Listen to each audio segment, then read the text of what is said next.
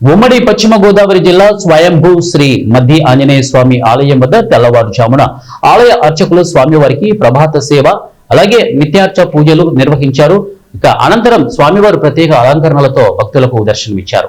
స్వామివారికి ప్రీతికరమైన మంగళవారం కావడంతో పెద్ద సంఖ్యలో భక్తులు బారులు తీరి స్వామివారిని దర్శించుకున్నారు. ఆలయం చుట్టూ 108 ప్రదక్షిణలు చేసి మొక్కులు చెల్లించుకున్నారు. శ్రీ స్వామివారి ఆలయం ఇక హనుమన్నామ స్మరణతో మారుమోగింది. మంగళవారం ఆలయం వద్ద గుడిపాడు గ్రామానికి చెందిన రామతులసి భజన సమాజం వారు హనుమాన్ చాలీసా పారాయణం చేశారు.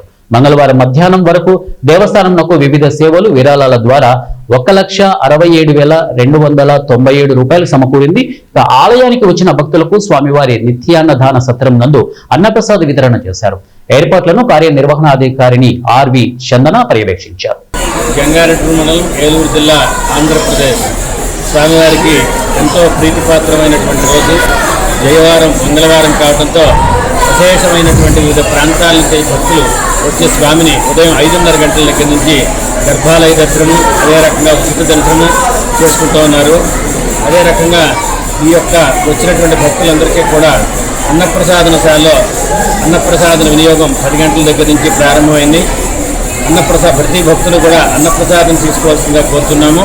అదే రకంగా ఈ యొక్క కార్యక్రమాలన్నింటినీ కూడా ఏ రకమైనటువంటి లోటుపాట్లు కలగకుండా కార్యనిర్వహణాధికారి అయినటువంటి ఆర్వి చందన గారి ఆధ్వర్యంలో సిబ్బంది కృషితో అత్యంత అద్భుతంగా స్వామివారి కార్యక్రమాలు జరుగుతున్నాయి. కాబట్టి ప్రతి ఒక్కళ్ళు కూడా మధ్య ఆంజనేయ స్వామి వారిని దర్శించండి, ధరించండి. ప్రతి ఆదివారము జరిగేటటువంటి హనుమద్ హోమ కార్యక్రమంలో పాల్గొనండి. అదే రకంగా స్వామివారికి నెలలో పూర్వాభాద్ర నక్షత్రం